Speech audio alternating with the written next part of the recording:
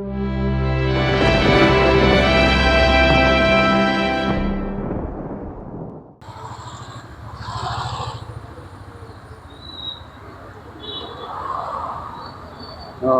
John, ഞാനിവിടെ എത്തി. നിങ്ങളിവിടെ എത്തിയില്ല. നമ്മൾ സ്ഥിരയിരിക്കുന്ന സ്ഥലം, ആ സ്ഥിരയിരിക്കുന്ന നമ്മളെ കസേര, അവിടെ ഞാനുണ്ട്. നിങ്ങൾ പെട്ടെന്ന് വാട്ടോ. ഓ, വൈകും ഇന്നില്ലേ? അത് കൊള്ളാം. ഞാനാണെങ്കിൽ ഷൂ എടുക്കാനും മറന്നുപോയി. സാരമില്ല, നിങ്ങൾ വാ കേട്ടാ. ശരി. ഓക്കേടാ, ഞാൻ വിളിക്കാം.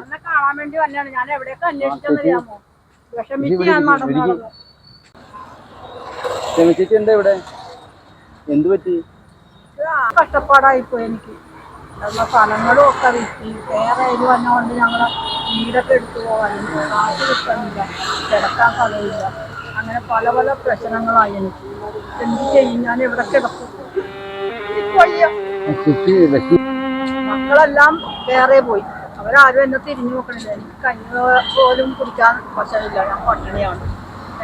അതുകൊണ്ട് വീടൊക്കെ മേടിച്ച് അവരുടെ സെറ്റപ്പായി. എന്നെ അവർ നോക്കണമില്ല.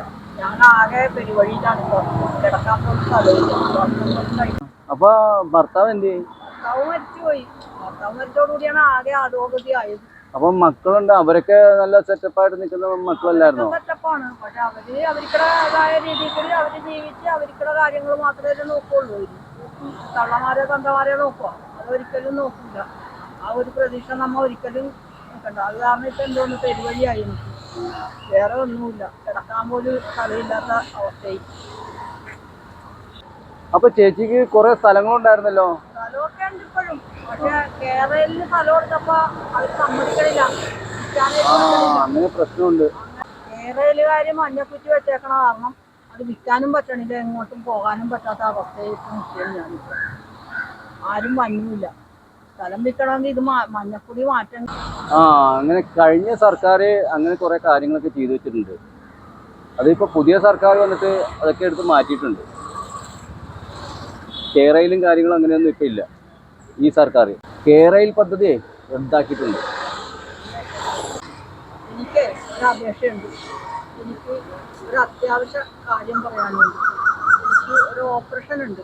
എനിക്ക് 2 ലക്ഷം രൂപ തന്ന് എന്നെ സഹായിക്കണം. ഓപ്പറേഷനാണ് അടുത്ത് തന്നെ. അതിന് എനിക്ക് കാശില്ലാത്ത ഞാനെല്ലാം അന്വേഷിച്ച് മേടിച്ചിട്ടോ. അതിനെന്താ ചേച്ചി, ഞാൻ തരാം.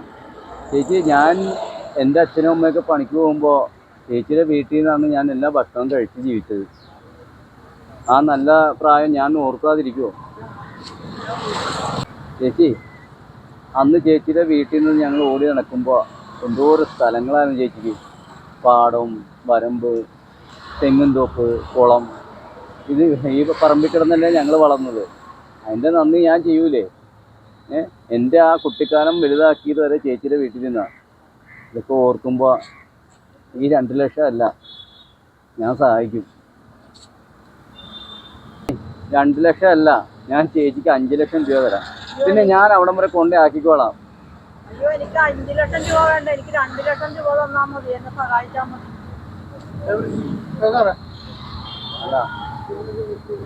2 ലക്ഷം 2 ലക്ഷത്തിന്റെ കാര്യം ഇതൊക്കെ ഉടായിപ്പാണ്. വല്ല 10-20 രൂപ കൊടുത്തു വിട്ടാൽ ഞാൻ ചതിക്കാനും പറ്റിക്കാനൊന്നും വന്നതല്ല. എന്നെ അറിയാമല്ല എല്ലാ കാര്യങ്ങളും.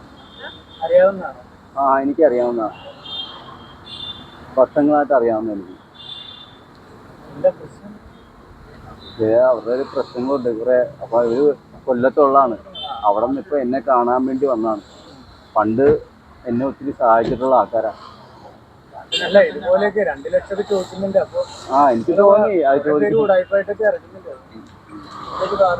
അല്ല, എനിക്കറിയാവുന്നത് കൊണ്ടാണ് എൻ്റെ അടുത്ത് വന്നത്. കൊല്ലത്തുനിന്ന് അത്ര കഷ്ടപ്പെട്ടാ വന്നത്. അപ്പൊ 2 ലക്ഷം അല്ല, 2 ലക്ഷം കൊടുത്താൽ മതിയാവൂല. അതുപോലെ എന്നെ എൻ്റെ കുടുംബത്തെ സഹായിച്ച അവരുടെ ഭർത്താവും ചേച്ചിയൊക്കെ. അപ്പോൾ കേരളയിൽ വന്നിട്ട് ഇവരുടെ വീട് കുത്തി വെച്ചിട്ട് പോയി.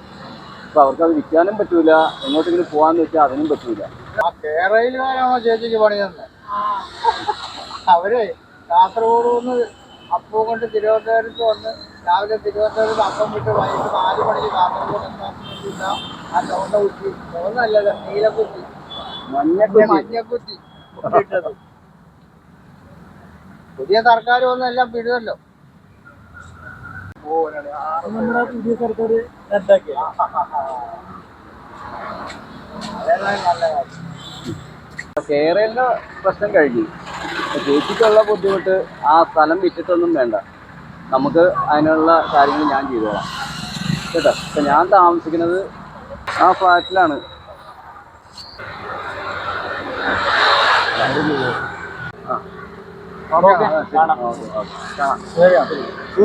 ഓക്കെ, നാളെ നമുക്ക് ആ ഫ്ലാറ്റിൽ പോയി എന്തെങ്കിലും കഴിച്ചിട്ടൊക്കെ സമാധാനമായിട്ട് ഞാൻ കൊണ്ടാക്കിക്കോളാം.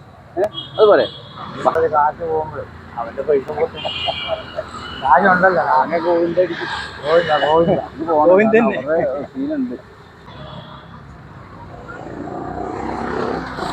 അതിവേഗം സഞ്ചരിക്കുന്ന കേരയിൽ കൊണ്ടുവന്ന് മഞ്ഞക്കുറ്റി കുഴിച്ചിട്ട് ജനജീവിതം താറുമാറാക്കിയ ഗവൺമെൻറ് അതിൽ ബുദ്ധിമുട്ട് അനുഭവിച്ച ജനങ്ങൾക്കായി സമർപ്പിക്കുന്നു ഈ കൊച്ചു ഷോർട്ട് വീഡിയോ.